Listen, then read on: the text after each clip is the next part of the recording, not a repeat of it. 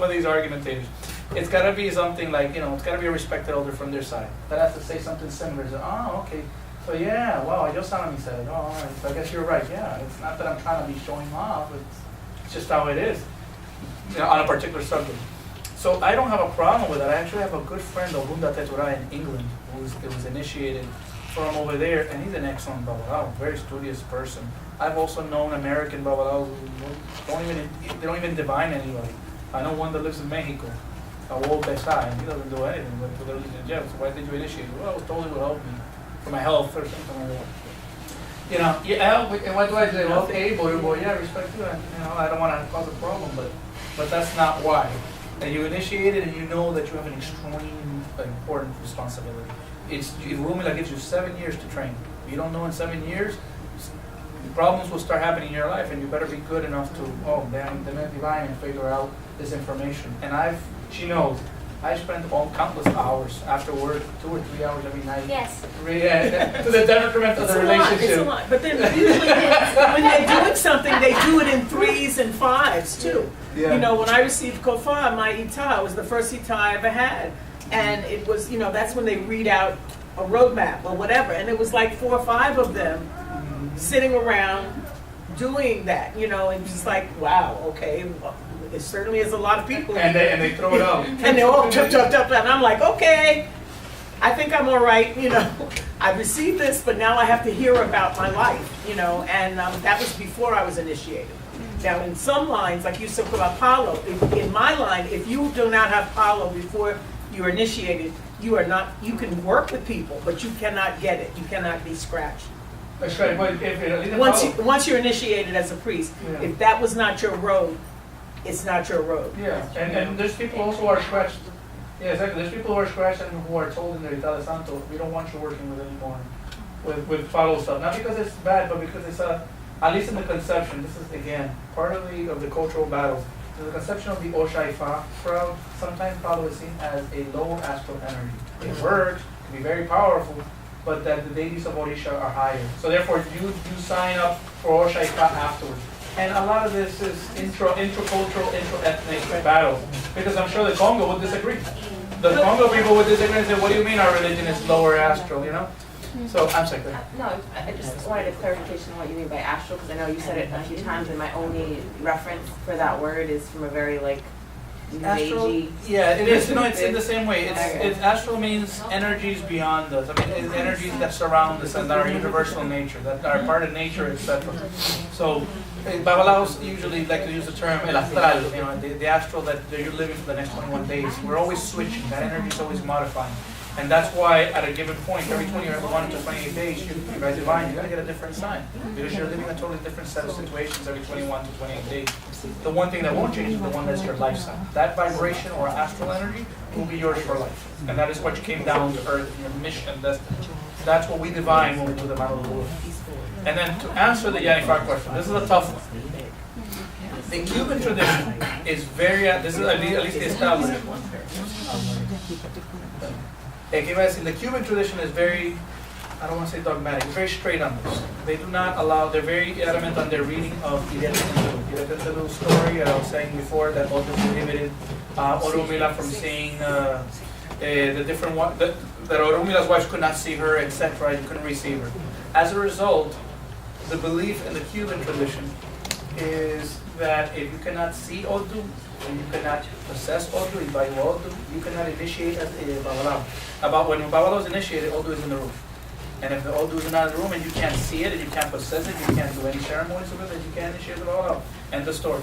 That's the justification from the Cuban side.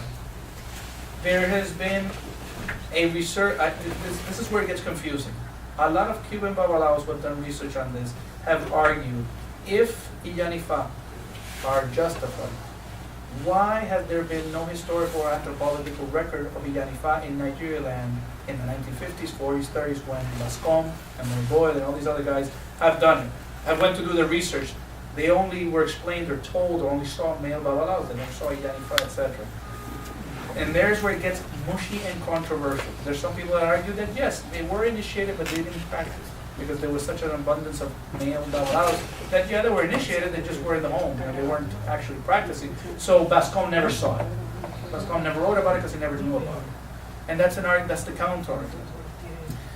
There was a famous case in the 1980s or 1990s, the Haifa cases, where everybody who knows this case knows all about it. She was I believe she was a Jewish woman. She was from New York, and Doctora Haifa was initiated in Ifa, and that was an amazing controversy. It exploded in the Nigerian newspapers. It exploded.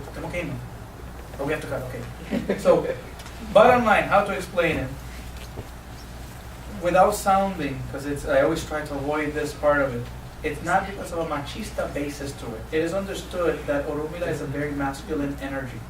Just like Oshun is a feminine energy, just as Anya is a feminine energy.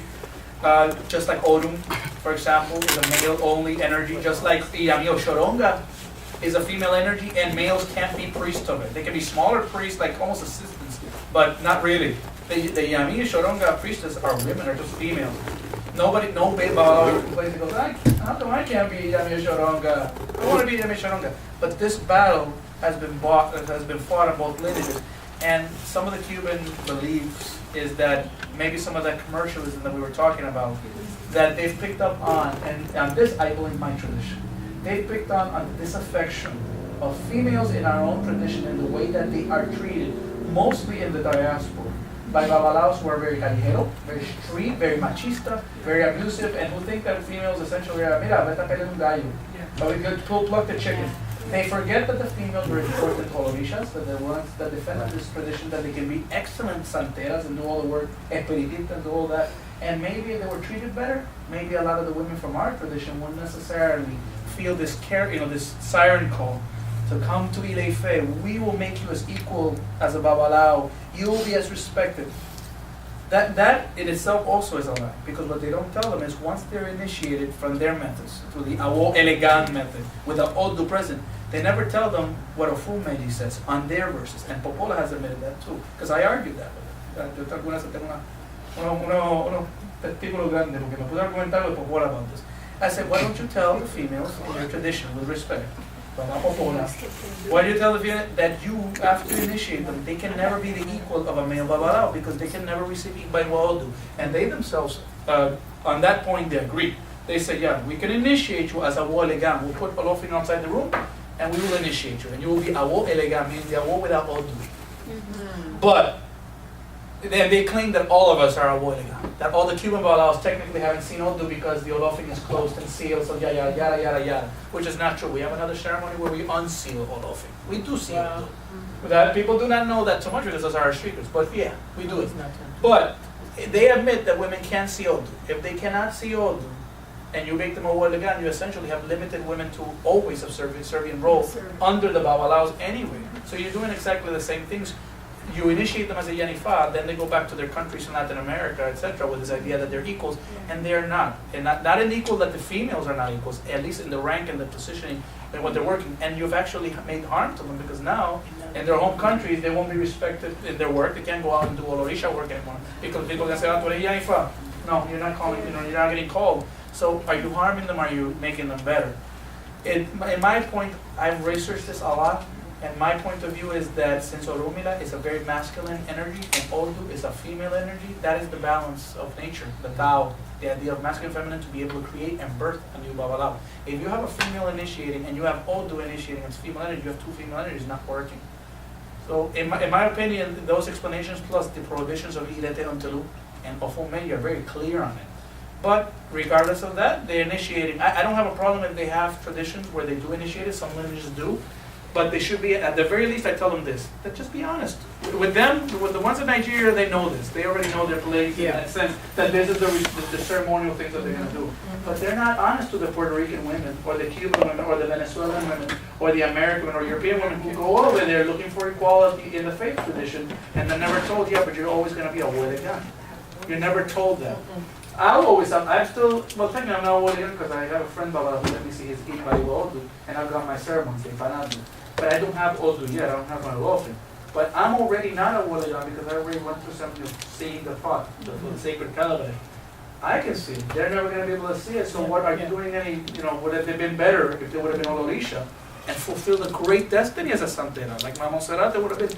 Or have you stunted their development and destiny by initiating them in something that they shouldn't have done? If you have any other questions, I'd love to answer them. I love answering questions, but I'll have to do a second because we have to close down. Let me. And Sí, gracias. if any of you want to take some of the food that's left, there are plates there, you can serve it on the Any other day I would have said yes. I can't anymore, I'm dying. Good. Well, he's fine. We give him a card too. This is a, Gracias. the Obatala Ebe.